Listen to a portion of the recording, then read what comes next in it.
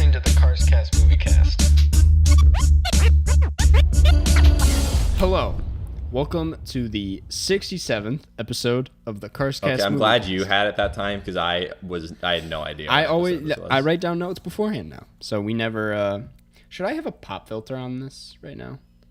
I don't know if it doesn't matters do a lot, but I'll set it up while you answer this. Yeah, I mean, I haven't used. Have I just been popping like constantly for every Not episode? really, no. Okay, I thought so because like usually these compact ones have like a pop filter built in. Right. I mean, right. or it's sort of because otherwise, like, imagine it's a travel microphone that's this big.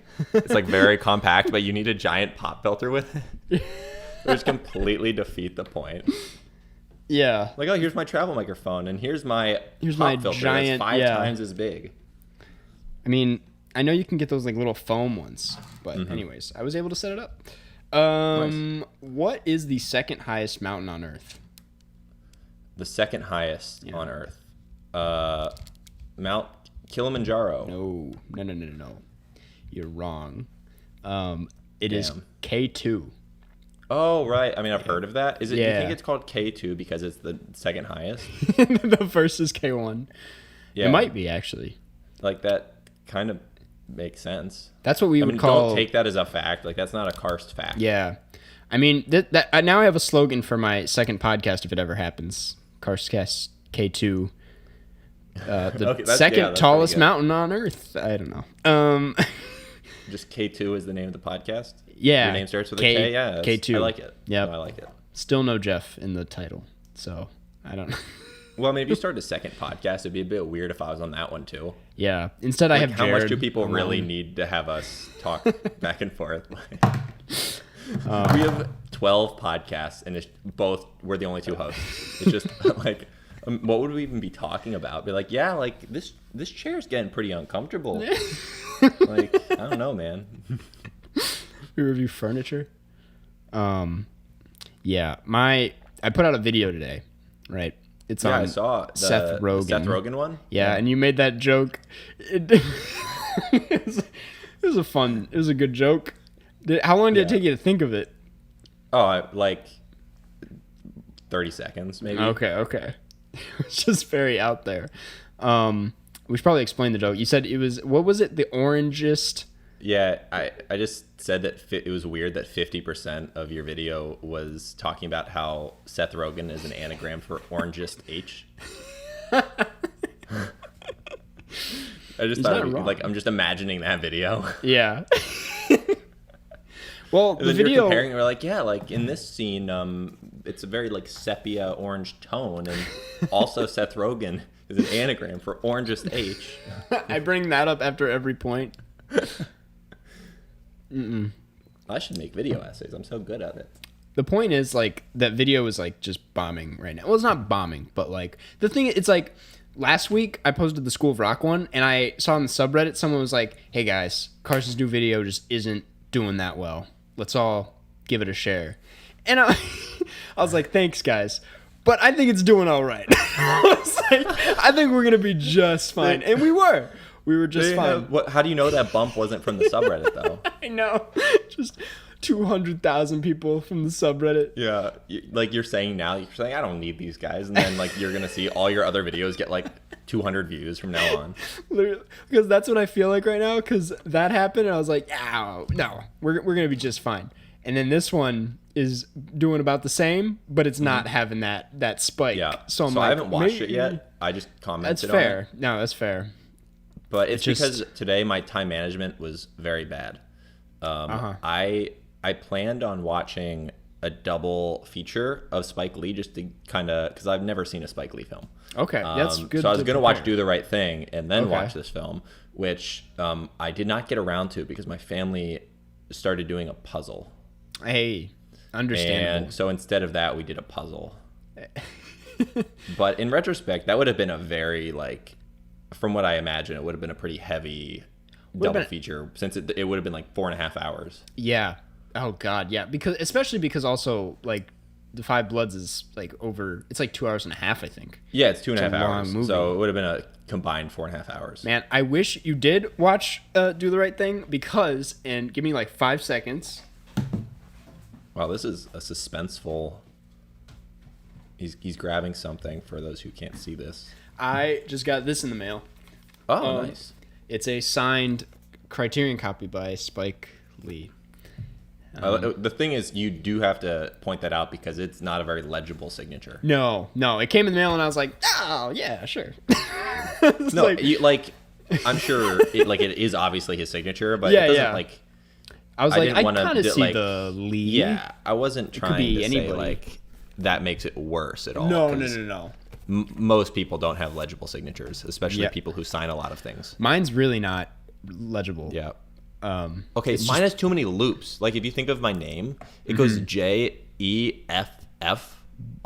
and then Y has like another loop. It's just so many loops. It's terrible. Okay, I was thinking, and then the last half is Yeah. like even worse because there's like a bunch of humps because it's B and then O, but then it's like an R, I, and S. It's just a bunch of peaks. Yeah, you have a It's a tough really annoying one. I actually always mess it up. So like on a bunch of official things, I got like the number of peaks in this back half of it wrong.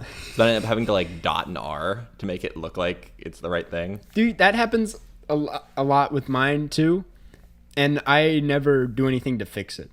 So maybe I'll end up in a lot of trouble someday because I have all these different signatures. But yeah, it's a really cool. It comes with like the journal of like him making the film, like all That's his cool. notes. I have not read through all of it. And then this is what it looks like. I just have some people like unboxings. Yeah, I mean, And the disc I'm probably is gonna think falling that's even cooler when I watch the film, in yeah. the next week because I have it like rented on Amazon because it was free for a while. Yeah. I just haven't started it yet. Are you? You're still in Florida, right? I am still in So Florida. what's your deal with like coming?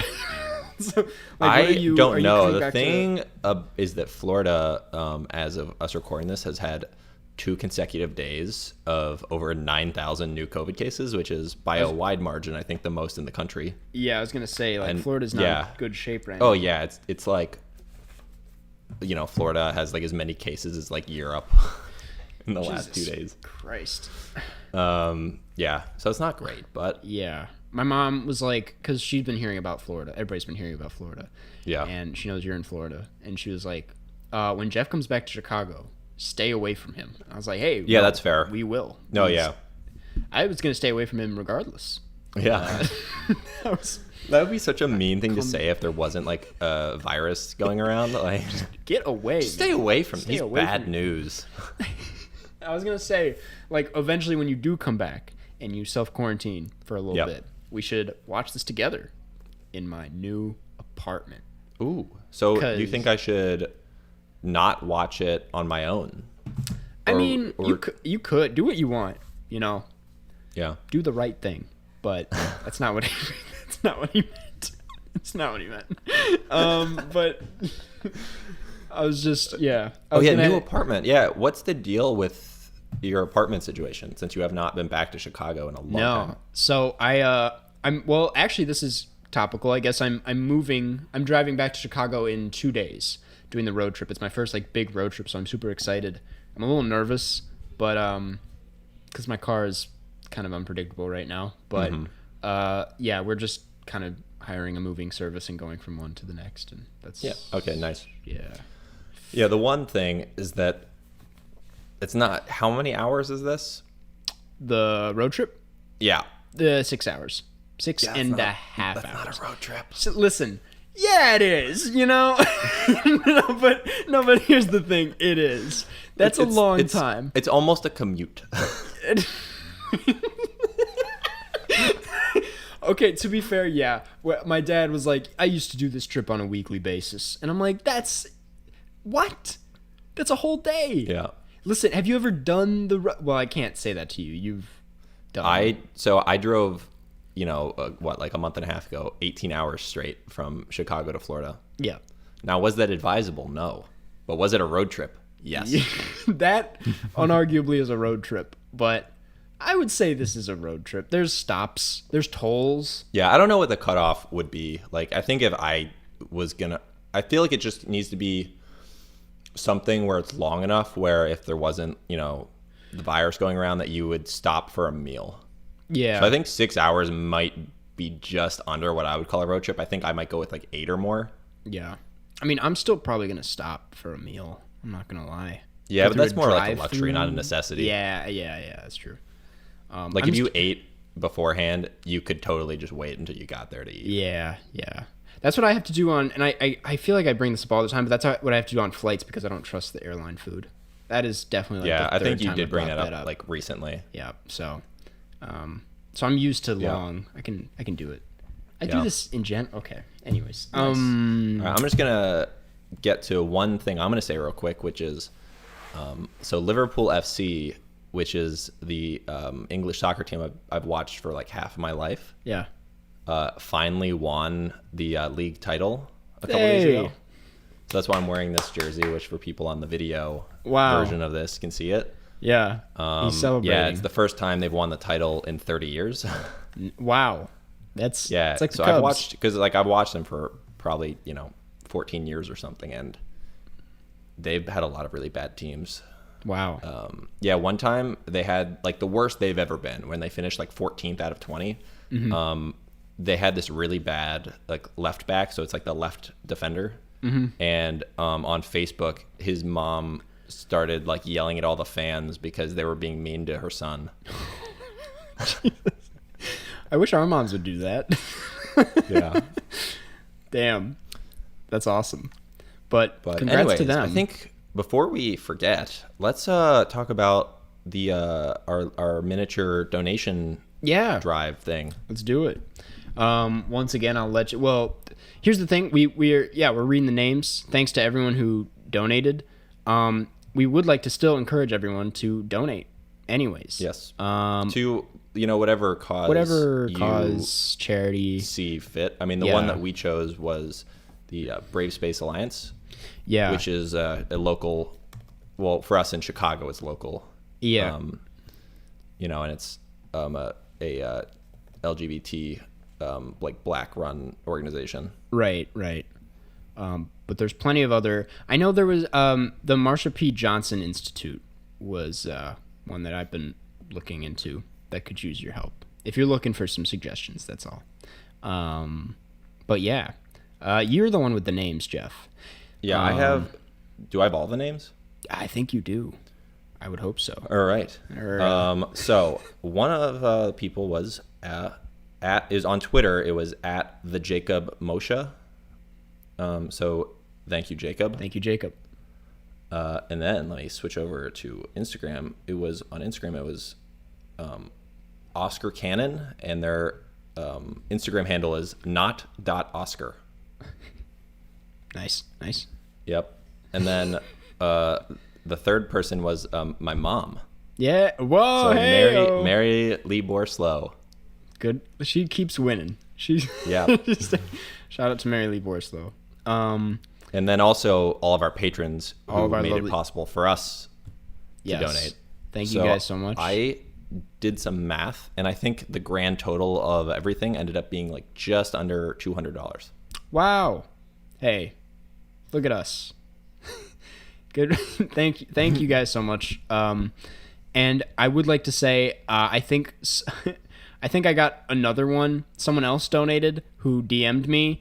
I, before this, was trying to find that message and couldn't. If I left out your name, DM us, let us know, and we will get you that shout out. But yeah. Thank you guys so much for making that possible. Thank you, Jeff, for that idea. And yeah. So this is not about this. This is going to be a transition to something else. Okay. Someone sent me something, and it said this was a Minnesota thing, like a dessert. It's called glorified rice. Glorified rice?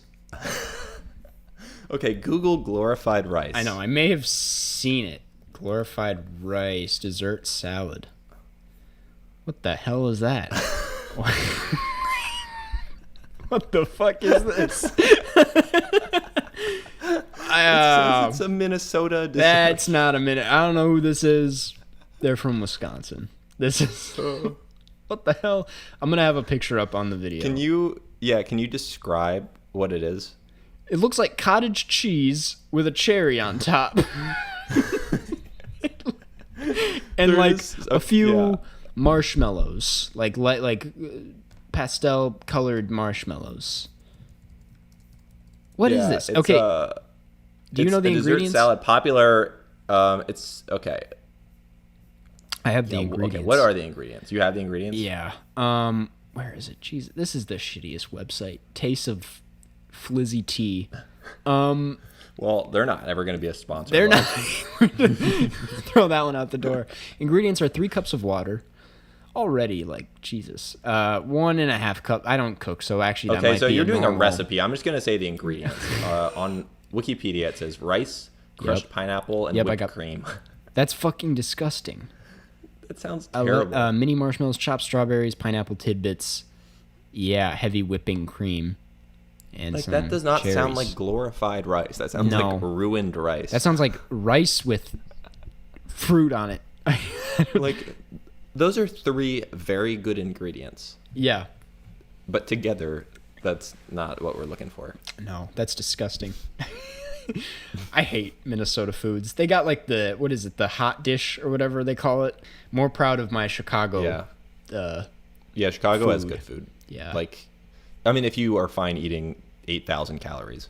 Oh yeah, but I mean, come on. I went to Arby's today.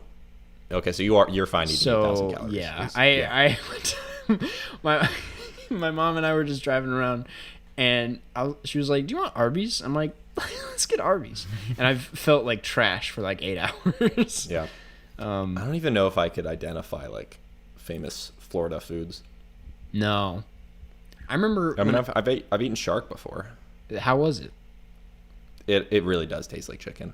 Okay, that's cool. I imagine it's much harder to harvest than chicken. Huh. Because I've never eaten alligator, but some people eat alligator. But it's not like common. That's just like to say you've done it. I heard alligator's good though. Maybe I was thinking of shark. Who have you heard that from? We have the state fair, right? In Minnesota, and they have a bunch of deep fried things on a stick, and they have, I think, deep fried alligator on a stick. And in Minnesota? Yeah, because the whole gist of the state fair is that like it's a bunch of random things on a stick. They have like deep fried cookie dough on a stick. They got like, I could go on, but they have deep fried alligators, one of their like weird ones, and everybody's like, yeah, it's pretty good. But whenever I go there, I get the foot-long corn dog and some mini donuts and some Sweet Martha's cookies. Corn dogs aren't that great, no. I always see it and I'm like, I'll get the corn dog, but it's never. It's always way too hot. That's every corn dog is always way too hot. It's you bite into it and it's like lava. That is true. Yeah. And then the outside gets cold way faster than the inside. Yeah, exactly. And then it's like stale. Anyways, it's a corn dog. I don't think anyone's really making a lot of money off gourmet corn dogs. No. There's not that demand.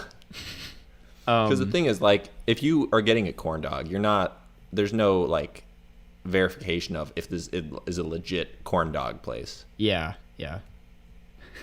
You're getting a corn dog regardless. That's why I'm like, when I go to the state fair, I'm like, this is a state fair corn dog, so I'll get it here. It feels like a fair Imagine food. if you didn't like the corn dog trying to get your money back. But like, I've only eaten 2 inches of this foot-long corn dog. Yeah. They sell s'mores at the fair. It's like the worst fair food. I'm like, who's gonna walk around eating a s'more, like graham cracker? Because that just gets very messy. It's messy. It's like hot. I guess the corn hot. Well, I would hope it'd be kind of hot. Well, yeah. That. Okay. We should. This is a. Oh, I know what you mean. You meant that if you're walking around a fair, you're not going to want a hot food. Yeah, that's what I'm saying. And Except for some reason, a corn dog's hot as well. A corn dog's hot, but it's like it's not like hot. It's not a dessert. Sweet. Yeah, it's not a dessert. Yeah. You know? You don't want to walk around with like a cake. Cakes aren't hot. Anyways, I don't know why I thought a cake was hot. Yeah, from watching cooking shows, I know that you want to blast chill that cake so you can put the buttercream on it. It's where most people mess up. Wait, for you cake makers. Last point before we move on, because this is a long intro. But have you ever had baked Alaska? That's like the ice cream that they lit on fire, right? I don't know. I just know that like years ago there was just a huge racist on Twitter who went by that name. I remember that guy. Yeah, Jesus, what happened to him? Oh, he got like banned years ago. Good. Oh my God, yeah. Dude, Twitter was so bad a few years ago. Yeah. I mean, it's still not great, but okay, yeah. Baked Alaska, it's like burnt. It's I don't know how to describe it. Maybe it's not burnt all the time. This is not the thing I was talking about. But I just know there's like ice cream where they light it on fire and I'm like, how do they do that? Like flambe. That might be the right. Like that, I think, is the process. Yeah. Okay. Because one of my favorite desserts, if I'm going for like a very expensive dessert, would be Bananas Foster, where it's like caramelized banana where they light it on fire in front of you. Okay. That might be what I'm thinking of, because I'm so dumb. I just love the thrill of someone lighting a banana on fire in front of me. That's like they always see the pictures and the videos of them on fire, and I'm like, how are you gonna eat that? But you definitely blow it. It's like looking at a birthday cake with candles and being It's like "I don't not put that in my understanding mouth." how time works. This is on fire now, so it must always be on fire. It's the worst part about burning your marshmallows or making s'mores is you got to eat the one that lights on fire while it's engulfed in flames. I hate that part. All right. Well, anyways, you anyways. want to move on? Yeah, I guess we'll just get on to the movie. Yeah. Today we're talking about the new Spike Lee film, The Five Bloods. The new Spike Lee joint. A new Spike Lee joint, yeah. So I never have looked it up, but why does he call them that? I don't know either. It sounds cool. It's cool, and like that's his. It's like that's what Spike Lee does. Spike Lee is like so, and we're gonna get into this, and I guess we'll kick off the review with this. I will read what this film is about before we do that. Always got to read the Google synopsis. I was not gonna come up with one. So where the best writing on the internet is. I want to know who writes these, because there have been some. The Fantastic Mr. Fox one is weird. Anyways, The Five Bloods. Four African-American vets battle the forces of man and nature when they return to Vietnam, seeking the remains of their fallen squad leader and the gold fortune he helped them hide. It stars Delroy Lindo, Chadwick Boseman, Jonathan Majors, and many more. So yeah, the thing about this, I was super excited about this movie, and I did come out liking it because I really do like Spike Lee. I have not seen a lot of his. He's made a lot of movies. Like I haven't seen Malcolm X because it's just so big, and I haven't seen like Inside Man. But I've seen, like, when I saw Do the Right Thing, and I think I've talked about this a little bit. We definitely did talk about this recently, but like Do the Right Thing was so just in my face, and I saw it like. It was the film in film school that really just hit me, and like made me fall in love with it. I think it's such a powerful film, and we can save that discussion for another time. And I saw Black Klansman, and it's very similar. Like, it's so angry. It just his movies are so unapologetic and in your face, and they are messy, but I think that's a lot of the point. And they really just don't look like any other films out there. So he has a bunch of just unique trademarks that are super fun to look out for. And so, yeah, I was pretty excited going into this. But yeah, and we have two different, perspectives, because you're someone who's seen other Spike Lee films, and I haven't, because I did a puzzle instead. But how was the puzzle? I mean, we finished it, yeah. It was okay. a puzzle of Tropicana Field, which is the Tampa Bay Rays home stadium. Nice. That actually, like, a stadium sounds like a fun puzzle. Yeah, it was, because it was like also had like the baseball field, and then like, the advertising boards. So it was like a nice, there were some parts that were hard, like some crowd parts. Yeah. And like the advertising boards were a nice, easy thing to start with. Right.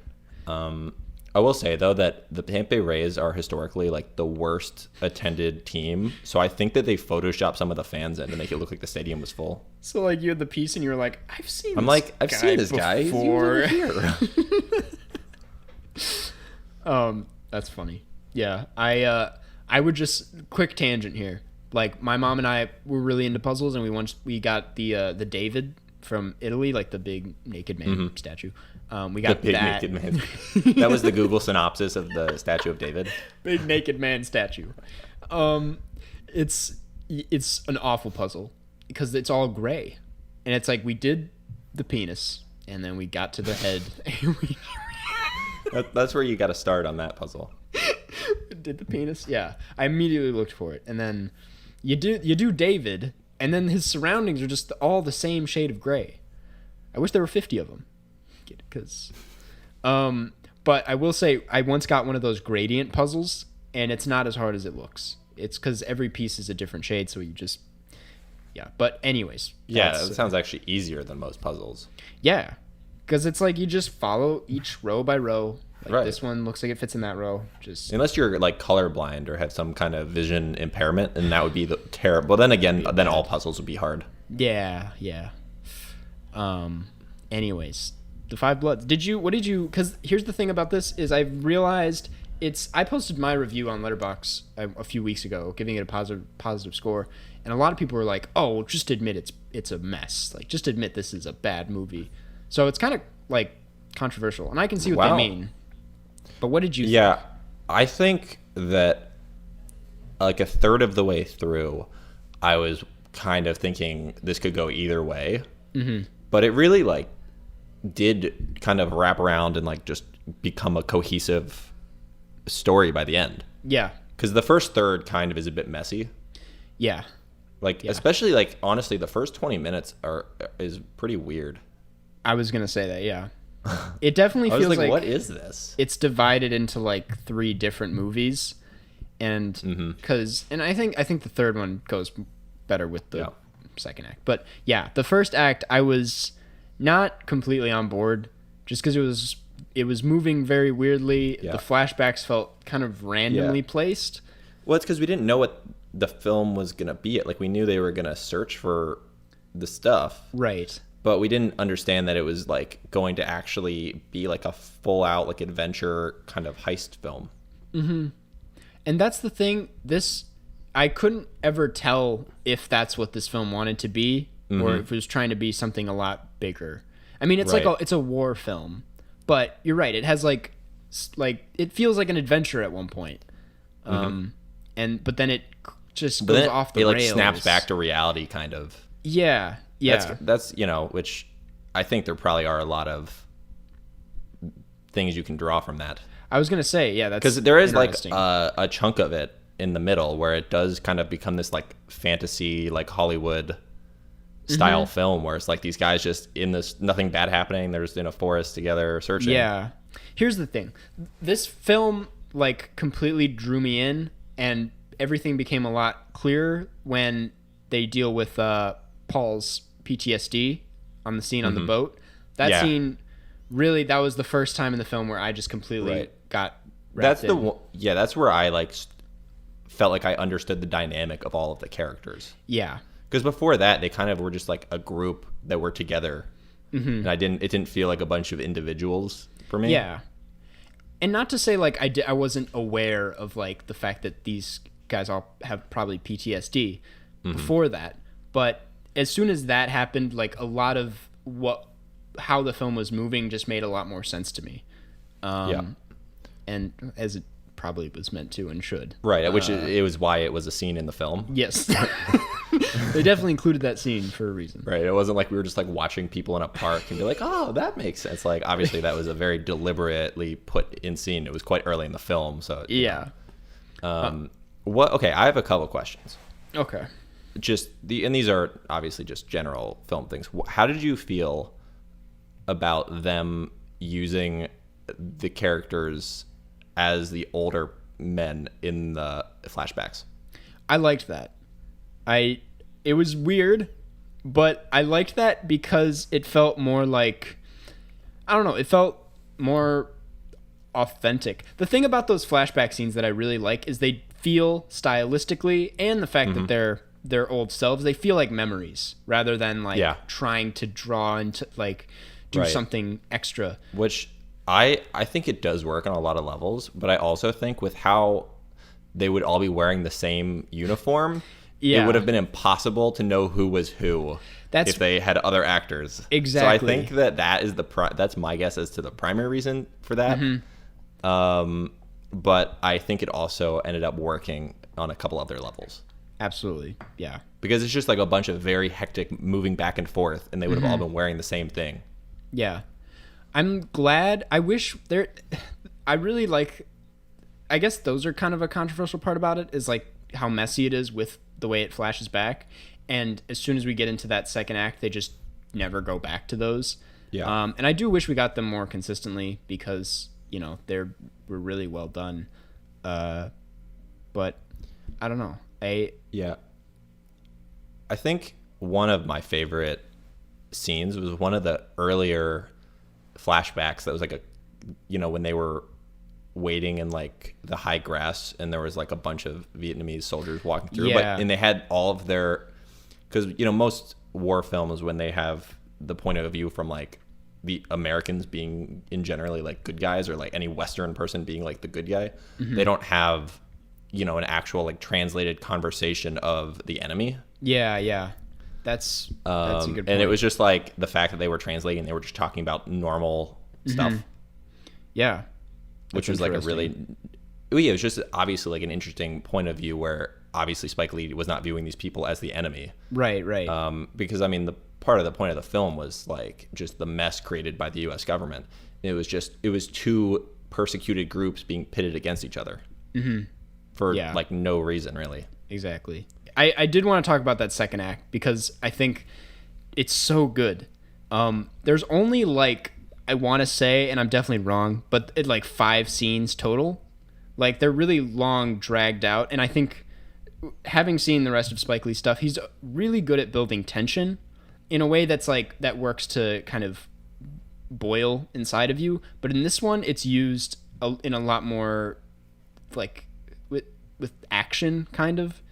I don't know what I'm saying, but specifically with all the landmine scenes. Yeah, I was like very tense for like I want to say like an hour. Right, because you knew navigating that. Yeah, I mean they foreshadowed it in a way where you knew someone was getting blown up. As soon as they like mention it, you're like, Jesus, when is it gonna happen? And when they're like searching for the gold, and he's got I was like, any minute now. Yep. And we won't spoil it, but it just leaves you very tense.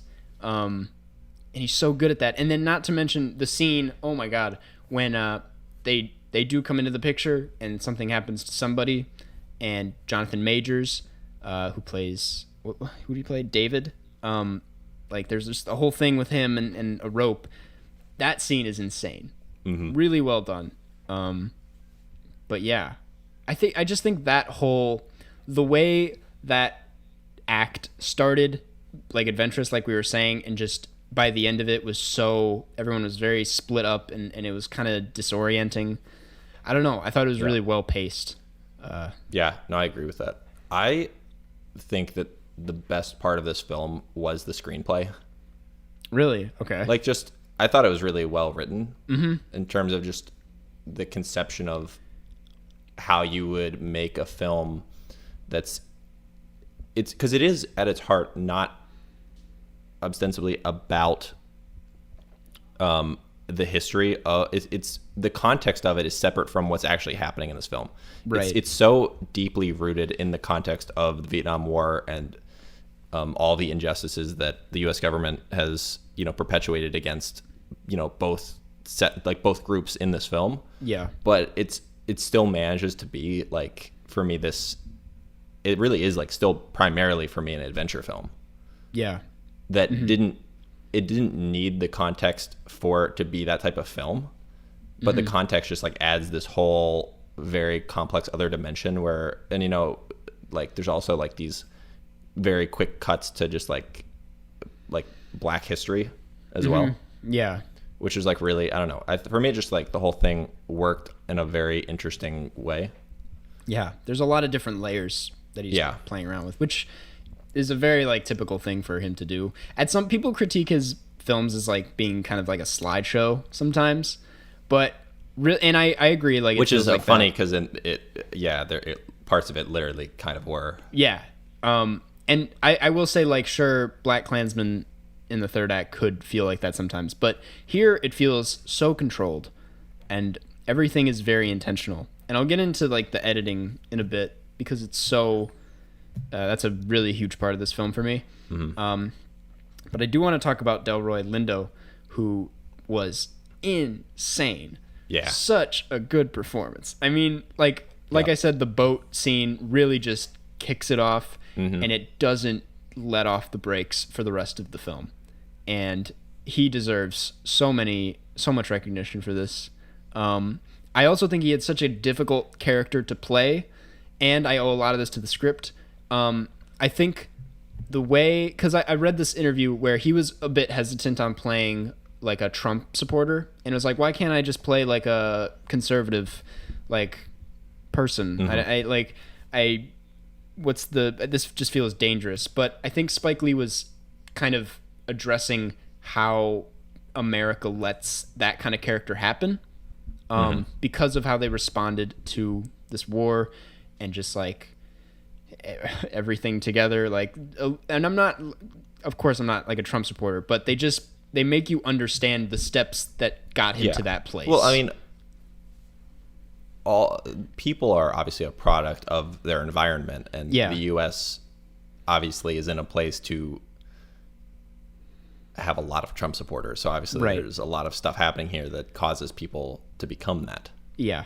Okay, you know what? While we're on this topic though, there are 5 main characters basically, and they really do only focus on Paul and David to a certain extent. I wish I knew more about the rest of the gang, a bit more, and that's fine because I know it would have been like just 4 hours long at that point, and I'm sure the original cut for this was something like that. But like I said, I think it does such a great job at dealing with how, like I said, the U.S. responded to the war and how this affected Paul specifically, and I know it affected the others completely differently, and I would have liked for them to explore that a bit more. But that's like such a nitpicky problem because Paul was done so well. But yeah, the editing. A lot of people are saying it's messy and super all over the place and clunky, and I have been saying like that really plays into the PTSD mindset that I think Spike wants you to understand. But yeah, I will agree. Not in terms of like the specific cuts, but the pace of the film, especially in that first act, like we were saying, and in the third act, it feels like it's wrapping it up way too fast. I think it kind of loses itself a little bit. But what do you think of the editing in general? I mean, for me, it definitely worked. I never once the boat scene happened, like I was rolling with the film all the way through. Like there was nothing about the editing. I wasn't paying specific attention to it. Like thinking about it, it's like it seemed like it served the story well. I don't have any special that's editing understandable. notes. Yeah.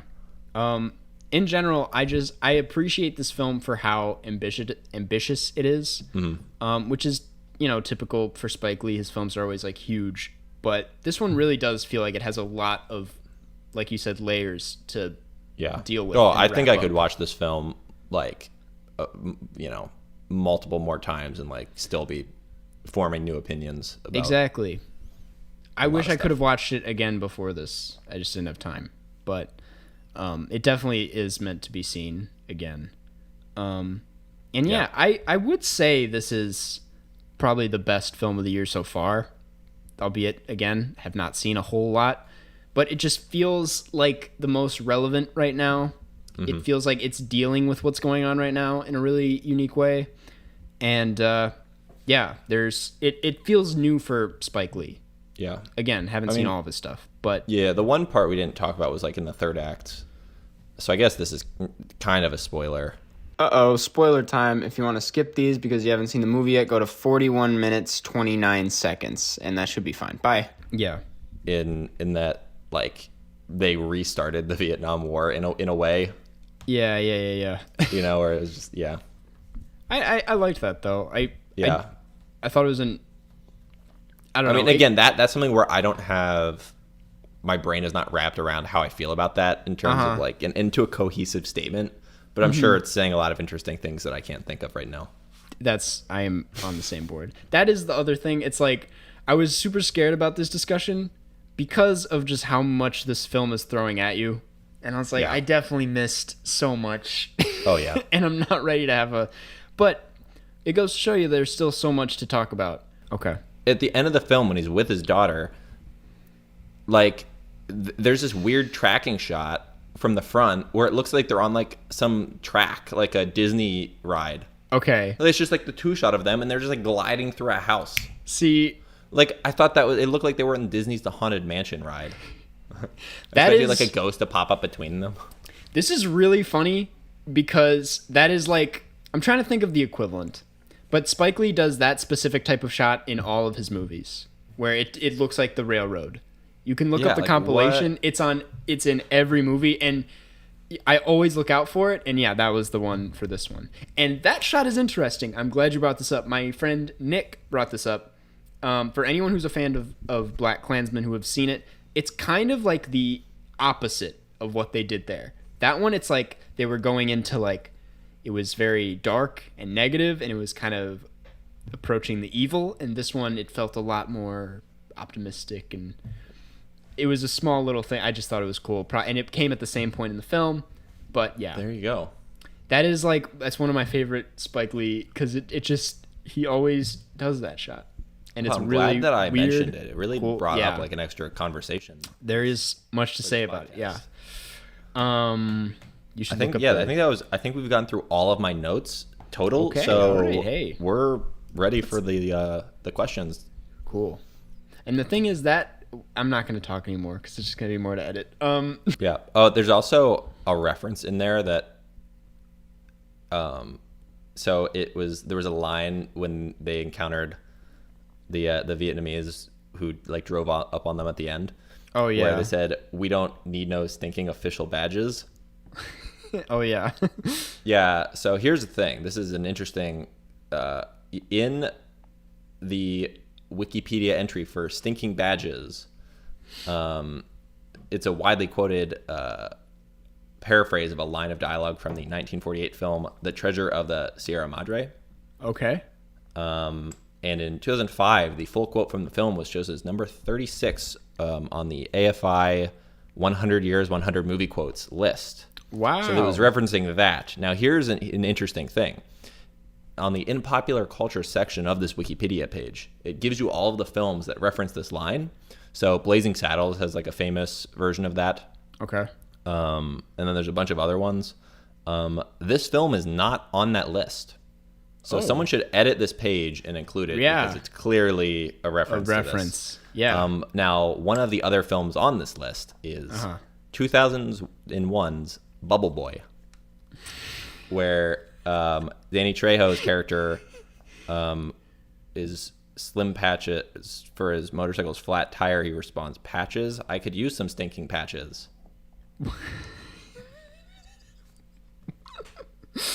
Wow.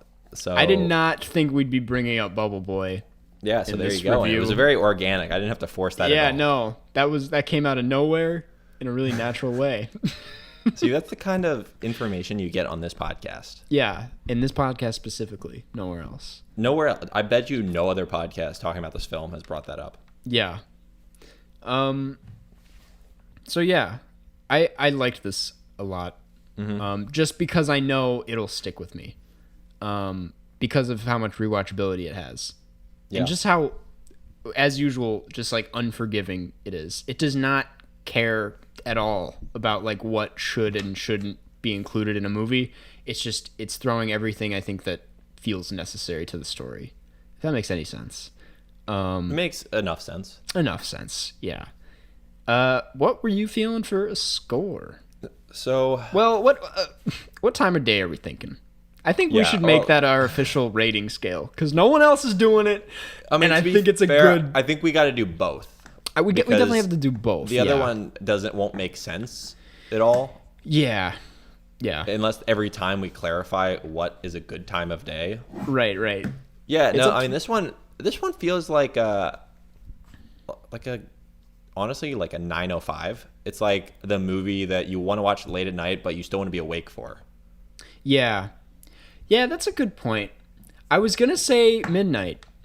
Because I can see myself going to a theater and like watching this kind of movie at midnight.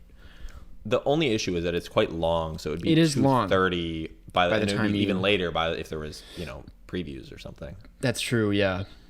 Yeah. So I'll go with you on the same thing. On 905. the 905, yeah. Not 9. Not 9. Yeah. Now, no, because it's a good enough film where you want to make sure that you give yourself some wiggle room. Yeah. You don't want to miss this. Okay. Even though the beginning kind of weird, you still don't want to miss it. When did you watch this movie? You watched it today, right? I did watch it today. What time of day did you watch it? Like 6:30. Okay. I watched it at like 8. So I wasn't too far off. But it felt right in that time frame. Like getting out of this movie around like 10ish felt right. Yeah. I feel like us talking about the time of day is too long for the fact that it's not really funny. It's really not. It's not a good bit. I think this might be the last time we ever do this bit. No. Well, we'll let the crowd decide that one. Although they still want meme of the month. So I don't know what that says. We gotta do that. We'll get to it. I guess not today. like double. We'll have to do a double month and have like meme of the last 2 months. You're right, because June we were gonna do Ended May. as well, yeah. Oh shit. So yeah, that's got to be coming up in the next like week or two for sure. We'll figure it out. All right. Anyways, star rating. Star rating. I'm feeling a 4 out of 5. That's for me it was like almost 4.5, but not quite. Yeah. It really just it yeah. It was more 4.5 than 3.5, but it's still a 4. Yeah. I will not deny. I will get on the board with some people that it is, it's messy and it is clunky at times, especially that first act. So I can agree it is a bit of a mess, but ultimately I think it serves a greater purpose and has tons of rewatchability and some great performances. So yeah. Good movie. That was The Five Bloods. Let's I would say better than, because I think they came out in the same day, better than King of Staten Island if you're choosing between the two. I think that if I was gonna watch a film more than, well, actually, you know what? 'Cause King of Staten Island's like one that's really easy to watch because it's like not really saying anything. I mean, this film is a much more meaningful film. Yeah, I really want to watch Funny People at some point this weekend. It's like it's worth watching. Yeah. Okay. But I haven't seen it in a while. But it's like it's worth watching. Okay. You got Adam Sandler. Yeah, Adam Sandler. I heard Seth Rogen does a good job. Yeah. Okay, let's get into Q&A. Okay, We have some. so I have just. I'm just gonna take over. I want to point out, this is the last time I'm gonna do this. So don't do this. Someone sent me on Twitter a question. Okay. They like DM'd me personally a question. All right. This better be good. And I'm gonna answer this one and say don't do that because I'm not gonna do this. Do it in the future, yeah. Again, yeah, I'm not gonna do this in the future. Okay, let's see where we are. So, oh wait, no, it was on Instagram. They sent it. So okay, I'm finding this. Yeah, here we go. And this is why we don't do this that often. Jules C. Thurlow. Okay. The question is, do you guys like any spaghetti westerns? And if so, what's your favorite? That is the one genre of film that I'm very uninformed about. Me too. Let's Google some like the most famous spaghetti westerns. I am so I'm so open to like all, and I am still, because I haven't seen, I guess. Okay, so you can define like Django Unchained as a spaghetti western, right? Yeah, which I've seen that. I mean, I don't enjoy it. Okay, yeah. It's a little too. It's pretty intense. Yeah. This is a time where I'm gonna have to admit that I've never seen The Good, the Bad, and the Ugly. Neither have I.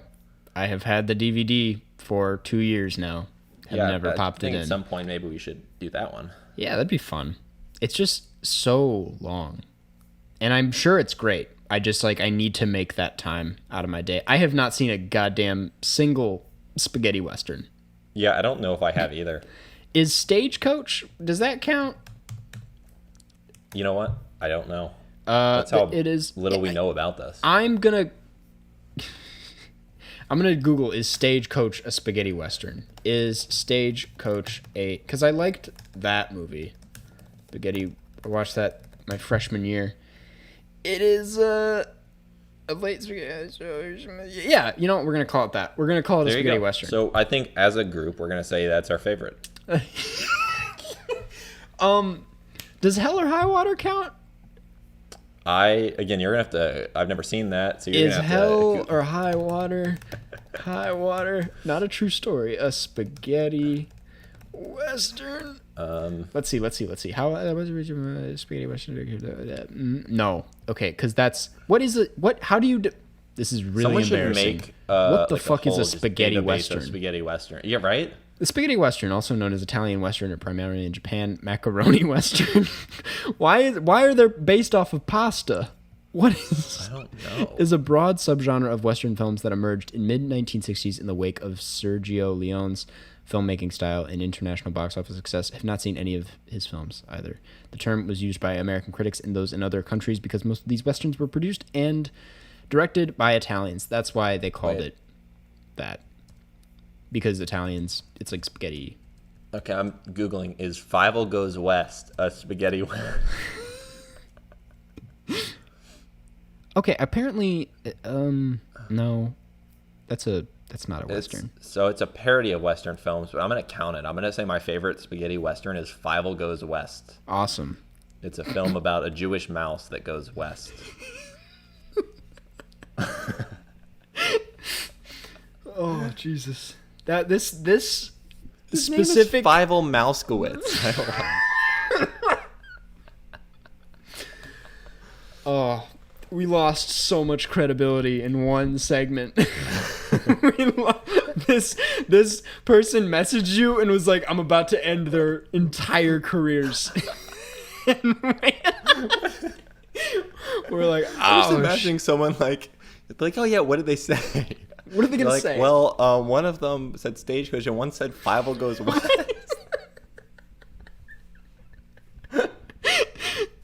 Hey, one of us is getting a master's in film, and the other one already has a degree in it. So, not a master's, but an undergrad. So trust me, we know our stuff. We just know not spaghetti a lot westerns. about film. We have so much to learn. Let's look at this as a learning opportunity. I'm just saying all this because I know someone is going to pull this clip and post it on Twitter and be like, "Look at this fucking guy." I love how you have like these such vengeful fans. They're not fans. They're haters. There's like every week I get one person that is just calling me out. It's because they want to be you. You know, it's like they have their channel. They got like 20 subscribers. They're making these video essays about Fievel Goes West. No one's recognizing it. They're like, he's getting all the love. Yeah. Okay, so for questions, these come from the subreddit r/Karstcast. It's on Jeff's hat. That's how you spell Karstcast for anyone confused. Wait, can you at home? Am I doing it right? Yep, you're doing it right. Yep. Okay. And so we'll start this one from Gavin Smith 4. It is, what's your favorite word? Do you think Gavin Smith and Gavin Smith 2 and 3 were taken? They had to be. I mean, if Gavin Smith the 4th is here. Because that seems like, because a lot of times you have just a sequence of numbers where it's like these are meaningful numbers or something. But like 4 just feels like you were trying to go for like the lowest number possible. Yeah. Yeah, he was too late to the party. Yeah. So wait, what was the question again? Favorite word. Just roasting Gavin Smith for his name. My favorite word. So when I was younger, I had one. And it's not the same now, but I like the word raspberry. Because it sounded like it should be spelled with Z's. But then when you actually look at it, it's aggravating because it's not spelled with Z's. It's like raspberry. Yeah. And that doesn't look good at all. Which actually sounds terrible. Yeah, like raspberry. Like that. Raspberry, though, is so nice. You're right. But like raspberry? That sounds awful. Yeah. It combines all the good sounding letters into one word, basically. Yeah. You get the Z immediately followed by the B. Resb. That's a great combination. Mm-hmm. It's just easy on the palate. Yeah. Like the raspberry. Like the mine is concrete. I love that word. Yeah. Not as supportive on Jeff's side. I mean, it's a fine word. I just don't know if I would go favorite It on that feels one. really good to say, like concrete. It just sounds like the way No, the word it's a nice, like, is. yeah, it's a nice solid word. It's like, It feels solid. yeah. I just like the. Yeah. It's like a gymnastics routine. You should make a song out of that as a beat. Come Is that little hi-hat at the end? All right. What? Okay. This one, it comes from El Momento Dibra. It is, what drugs were... This one goes for Jeff. There's one for you and for me. It is, what drugs were you on when you made Volcano? And what drugs were you on when you made Pine? So you can start. Well, I wasn't actually on any drugs. Yeah. Neither was I. So that's an easy question. We're incredibly stupid is what we are. Yeah. we are just bored. Yeah. But also, being on drugs is not... Like, if you're just doing, like, an Instagram video of like, your face, like, that's fine. But I was dealing with tens of thousands of dollars of equipment. Yep. When I made that, so that would have been a problem. And, like, also, like, very high voltage electricity. So, yeah, So I just want to say, shouldn't have like, been on the concept of being on drugs sounds cool, but if you're actually doing not. an actual video project, it's not cool. No. Not at Because all. you might kill yourself. I also or just... break something. I'm not to say, and I won't trash on Volcano, but not to say like Pine is anything special. It's an awful thing. But like, I don't like it. I don't not like, but it's just a pet peeve of mine when someone sees something remotely weird or off-putting on the internet, and they're like, "What kind of drugs were they on when they made?" Like, someone could just be creative. I don't know. And also, like, it's just it's just a few colors together. Sometimes they are on drugs, but. I mean, I don't know why you thought that what you just said I would have interpreted that as shitting on Volcano.